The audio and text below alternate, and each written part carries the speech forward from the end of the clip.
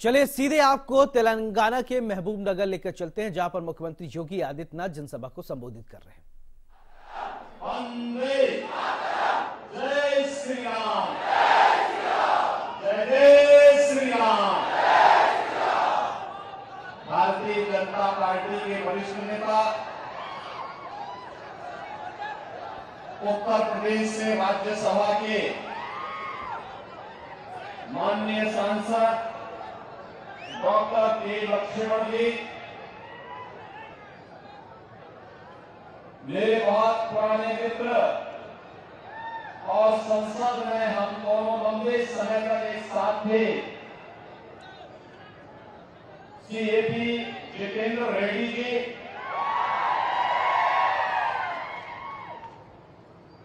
पालामूर से भारतीय जनता पार्टी के जिला के अध्यक्ष श्री वीर ब्रह्मचारी के, पालामूर भारतीय जनता पार्टी के प्रत्याशी श्री ए.पी. मिथुन रेड्डी, देवरगढ़ से भारतीय जनता पार्टी के कैंडिडेट श्री प्रशांत रेड्डी, कोदांगल से श्री बंटू रमेश, साधनगर से बंदे वपन्ना,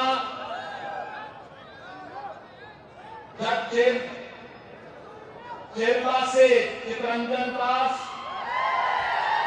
मक्तल से धर्मेंद्र रेड्डी, नारायणपेट से रतन पान रेड्डी और भारी संख्या में उपस्थित पालामुरु डिस्ट्रिक्ट के मेरे सभी उपस्थित भाइयों और बहनों, नमस्कारम तेलंगाना।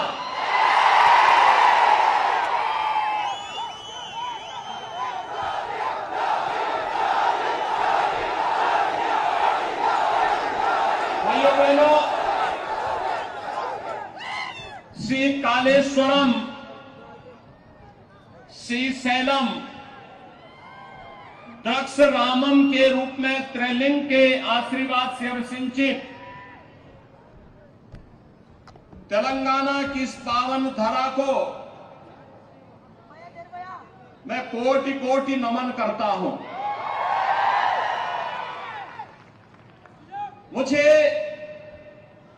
यहां आकर के अत्यंत आनंद की अनुभूति हुई, क्योंकि यहां पर मुझे संसद के दौरान जो हमारे पुराने मित्र थे ए.पी. जितेंद्र रेड्डी, उनके साथ लंबे समय तक हम लोगों ने संसद में काम किया और पार्लियामेंट में कार्य करते हुए वे इस क्षेत्र की समस्या को लेकर के दिल्ली में पार्लियामेंट में लगातार लड़ते थे, कार्य करते थे। तेलंगाना राज्य निर्माण के लिए उनके संघर्ष के लिए मैं उनका अभिनंदन करता हूं और इस अवसर पर आज मुझे उनसे मुलाकात हुई। भाइयों बहनों, मैं इस अवसर पर उनका भी और आप सबका भी हृदय से अभिनंदन करता हूं। भाइयों बहनों, जब मैं तेलंगाना राज्य की बात करता हूं तो एक और प्रकृति और परमात्मा की असीम कृपा इस राज्य पर है, दूसरी ओर यहां पर संघर्ष करने का जज्बा यहां के नौजवानों, यहां के किसानों के मन में है। तेलंगाना राज्य के लिए चले आंदोलन में एक लंबा संघर्ष यहां के नागरिकों को करना पड़ा था। 1969 का संघर्ष हो या 2001 से लेके 2014 तक चला ये आंदोलन, जिसमें सैकड़ों नौजवानों ने अपनी आहुति देकर के तेलंगाना राज्य का निर्माण किया था।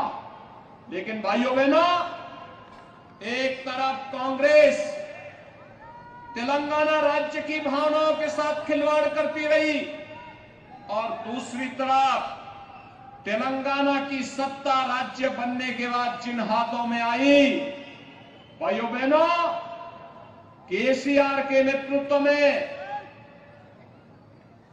टीआरएस ने यहां के सारे सपनों को धूल दूषित कर दिया है। आज भाइयों बहनों, जो तेलंगाना रेवेन्यू सरप्लस स्टेट था, आज यह 3 लाख करोड़ रुपए के कर्ज में डूबा हुआ एक स्टेट है। जिस तेलंगाना में विकास की नई नई संभावनाएं आगे बढ़ती, वह तेलंगाना आज माफिया राज की चपेट में आ गया है। यहां पे खनन माफिया, यहां पे भू माफिया, यहां पे पशु माफिया, यहां पर संगठित अपराध में संलिप्त माफिया है। और इस माफिया के खिलाफ ही चेतावनी देने के लिए और इस महबूब नगर को फिर से पाला मुरु के रूप में स्थापित करने के लिए आज मैं आपके बीच में यहां पर उपस्थित हुआ हूं।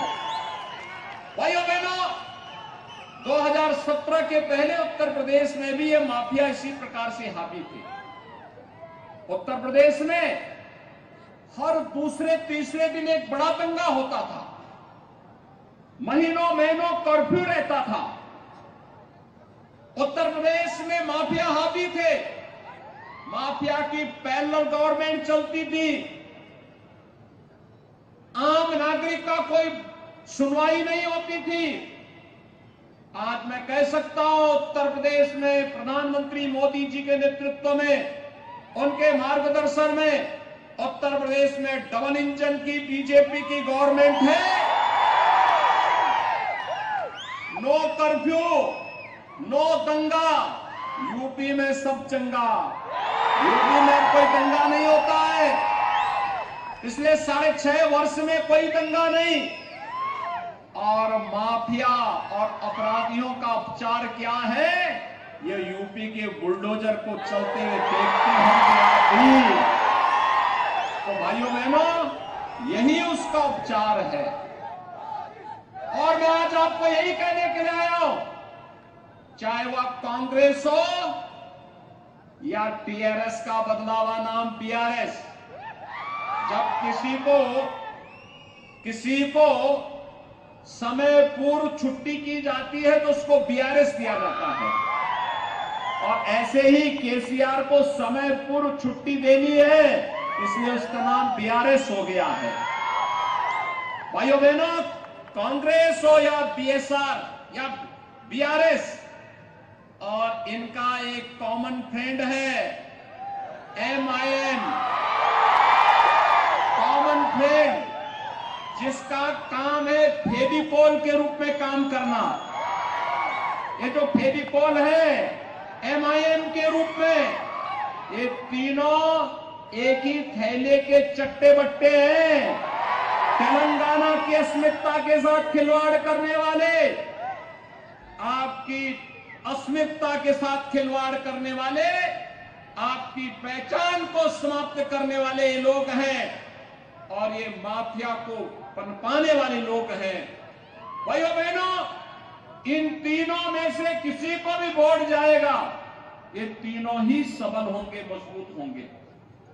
इसलिए मैं आया हूं आपके पास अपील करने के लिए।